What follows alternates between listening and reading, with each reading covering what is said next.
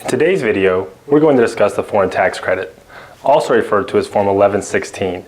If you're a U.S. taxpayer living abroad and file U.S. income taxes, then this video will help you to prepare the form correctly and save you a lot of money by optimizing taxes. Hi, I'm Patrick Evans, founder of U.S. Tax Practice. I'm a U.S. certified public accountant based in Switzerland, servicing U.S. taxpayers here and in the rest of Europe. And I'm in the business of helping fellow U.S. taxpayers. Today, we're going to discuss the foreign tax credit, also referred to as Form 1116. The foreign tax credit is one of the main ways a U.S. expat can reduce or completely eliminate their U.S. tax burden. However, the form is relatively long and there are some complex calculations that need to be made, so make sure you pay attention while I walk you through the form. Based on the IRS recommendations, this form will take around 5 hours to prepare, but after watching this video, you should be able to prepare it much quicker and much more accurately. The purpose of the foreign tax credit is to take a credit for the income taxes you pay or owe in a foreign country. Please note that this is only for income taxes and cannot be used for other types of foreign taxes such as sales tax, wealth tax, etc. This is very important because the IRS is getting more stringent on the filing requirements for the foreign tax credit. The first section of the form is to enter your name and identifying number, social security number, or ITIN. Below that, you need to enter the type of income for which you are taking the credit. You need to prepare a separate form for each type of income. You have 5 choices of income category. A, passive category income. This generally includes dividends, interest, royalties, rent, annuities, and capital gains not related to the active conduct of a trade or business. B, general category income.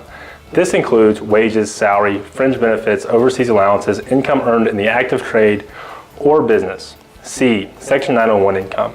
This is income derived from countries which have been designated by the Secretary of State as repeatedly providing support for acts of international terrorism, and no credit is allowed for foreign taxes imposed by and paid or accrued to the sanctioned countries. D, certain income resourced by treaty. If there is a tax treaty between the United States and the country imposing the taxes, and a sourcing rule is included in the treaty, you can resource U.S. sourced income to foreign source and take a foreign tax credit for such taxes. An example of this would be if you receive interest from a private loan agreement in the United States and that income is also taxable in your resident country, you can resource the U.S. income to foreign source and take a tax credit. However, you may also need to complete Form 8833, Treaty-Based Return Position Disclosure, to fully disclose the treaty position. E, lump sum distributions. This is related to taxes you paid or accrued on a foreign lump sum distribution from a pension plans. Special rules may apply. Now that you have your category of income selected, you need to enter your resident country in line F. Okay, Part 1. Now the fun begins in Part 1. And in line G, you need to enter the foreign country initials, or name of whom imposed the taxes. In line 1A, enter the type of gross income and the amount in line 1A. If there are multiple countries, you'll need to enter the amounts in each column separately. If you also use the foreign earned income exclusion, you can enter Form 2555 here and make sure not to include any income that was excluded. Also, you can prepare a statement here showing the different types of income and their sources and attach it to your tax declaration. Line 1B must be checked if you have income on line 1A is for compensation for services you performed as an employee and the total employee compensation for both U.S. and foreign sources was $250,000 or more, and you use an alternative basis to determine the source of compensation. Essentially, this is used if you want to establish that an alternative basis is used for determining the source and amount of your income rather than the time or geographical basis, which is normally used. Lines 2 through 5 are used to enter all your deductions and losses, which will be used to reduce your foreign gross income from the section above. That includes deductions and losses that definitely relate to the foreign income or a rateable share of your other deductions that do not definitely relate to that foreign income. Please note that the foreign earned income exclusion and personal exemptions are not included in this section. Line 7. Subtract the deductions and losses from the foreign earned income. Part 2. In Part 2, you need to enter the amount of foreign taxes paid or accrued during the year. Please note that you can select either the paid method, which is the cash method, or the accrued method, which is the owed method. However, please note that once selecting the accrued method, you can't switch to the paid method in future years without the approval of the IRS Commissioner. Therefore, it is extremely important you think about how you want to utilize the credit and optimize your taxes before making the selection the first time you file your taxes. Also, make sure to enter each corresponding country's information in the appropriate row if there are multiple countries, which correspond to the column in Part 1. You need to enter the date paid or accrued and the type of income for which the taxes relate to in both foreign currency and US dollars. Okay, Part 3. This section is used to calculate the credit amount. Line 9, this is the amount from line 8. Line 10, carry back or carry over from unused foreign taxes from another tax year. You can carry back 1 year and carry forward 10 years of any foreign tax you paid or accrued. Please note that a separate statement should be prepared showing the amount carried forward or back for each year. Line 11, add lines 9 and 10, which give you your total foreign tax credit available. Line 12, this is extremely important and is where most mistakes are made related to the foreign tax credit. Taxpayers who take the foreign earned income exclusion must reduce the taxes paid or accrued amount by the taxes allocable to any foreign income excluded. Also, you need to prepare a statement detailing the calculation. The numerator will be the amount of foreign earned income and housing amounts you excluded, and the denominator will be your total foreign earned income received during the tax year minus deductible expenses.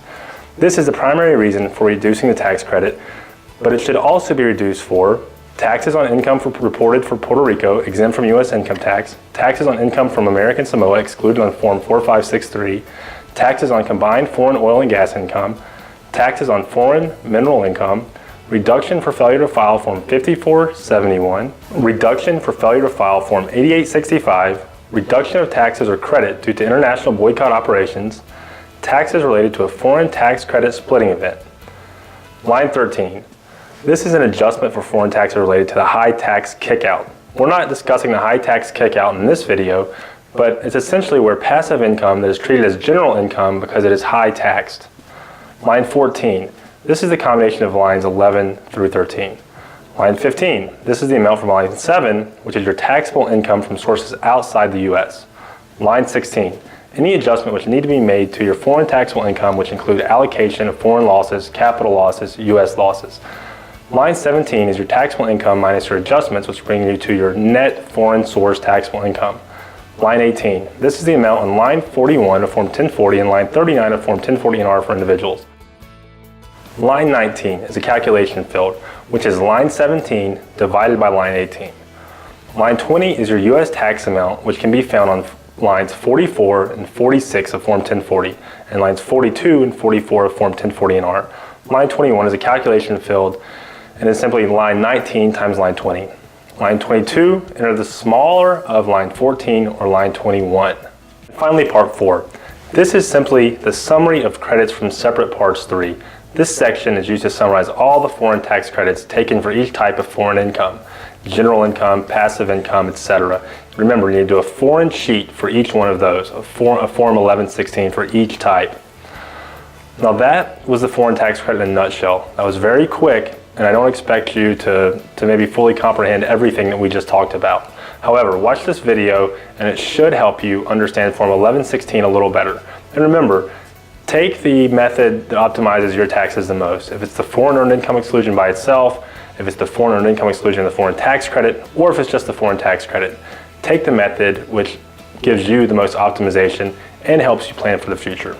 You can find more information on U.S. tax compliance and tax preparation on our website at www.ustaxpractice.com. But if you have a more specific question on U.S. tax compliance, get in touch. Just call on country code 41 followed by 52-533-4581. Don't forget to subscribe to our YouTube channel for more U.S. tax updates and tips. You can also find us on Facebook, Twitter, Google+, and LinkedIn. And we also send out regular newsletters too, so make sure to fill out our newsletter form. I'm Patrick Evans with U.S. Tax Practice. Thanks for watching, and see you in my next video.